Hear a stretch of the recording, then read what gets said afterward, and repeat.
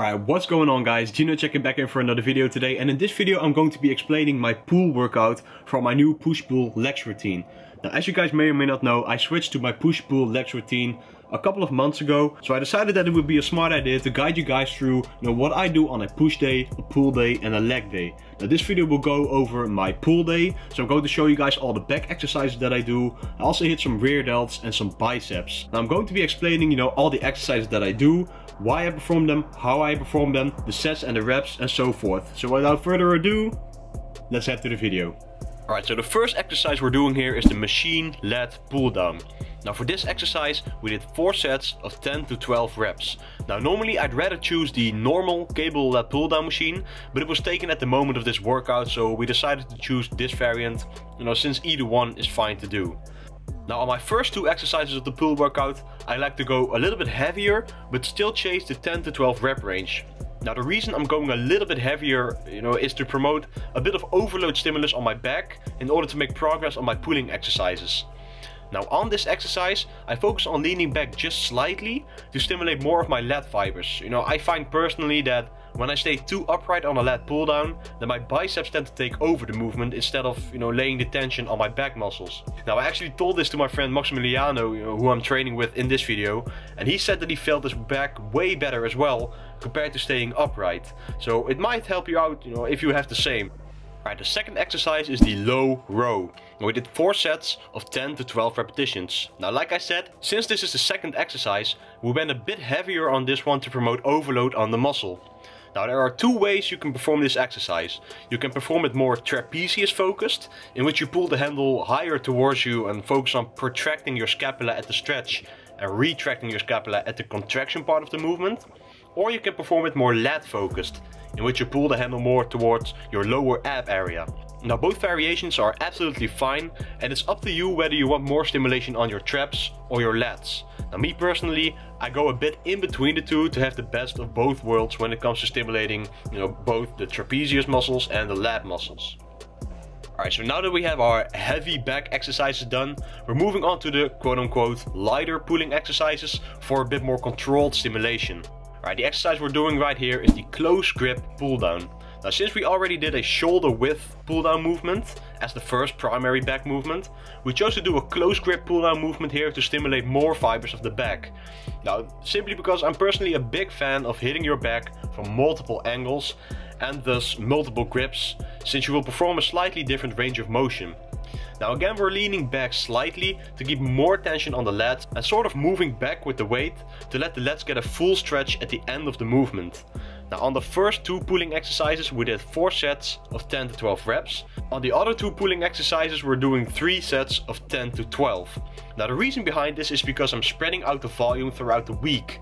I have 2 pull days per week in my routine, so I'm not going fully overboard each session, since that will mess with my recovery. Push-pull legs, have more volume per muscle group compared to a upper body workout, so I'm trying to spread out the volume equally to recover enough, to hit my next session properly as well. Right, the next exercise is the standing row machine. Now this is actually quite innovative, since there is just a slight percentage of the people in this gym performing this exercise standing, but let me tell you, it feels so different than performing it seated. Now I personally feel like I'm more able to use my back muscles and get a better stretch and contraction compared to performing it seated. Alright, so we performed the first rowing exercises with a neutral grip. So to hit the back from multiple angles or grips, we're performing this exercise with a pronated grip, meaning our hands are in pronation, or also known as the overhand grip. Now this exercise is a bit more trapezius focused, since we're pulling the handle more towards our trap area, focusing on protracting the scapula at the end, meaning letting your shoulder blades fall forward, and retracting the scapula or pulling your shoulder blades back at the contraction of the movement. Now for this exercise we did 3 sets of 10 to 12 reps with a bit more control, since we're using a lighter weight.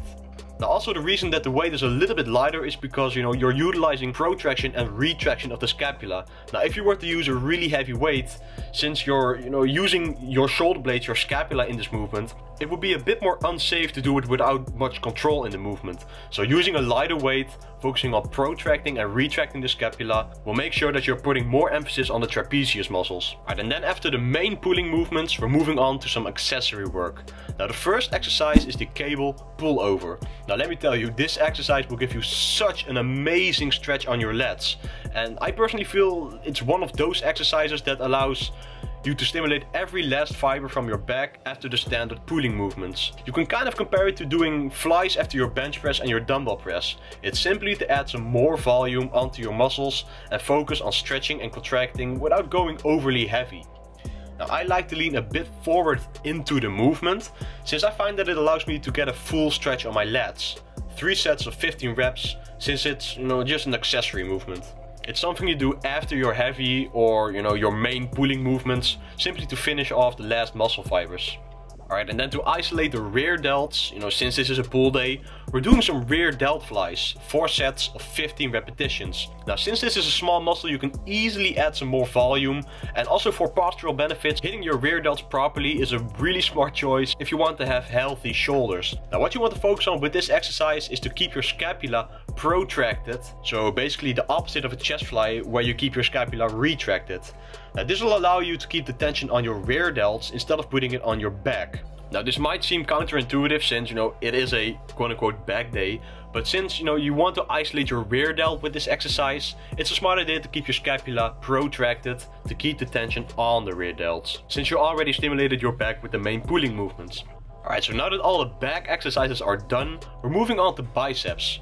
Now me typically, I like to have 2 bicep exercises in my workout, one supinated or supinating curl, and one hammer curl to stimulate the biceps completely.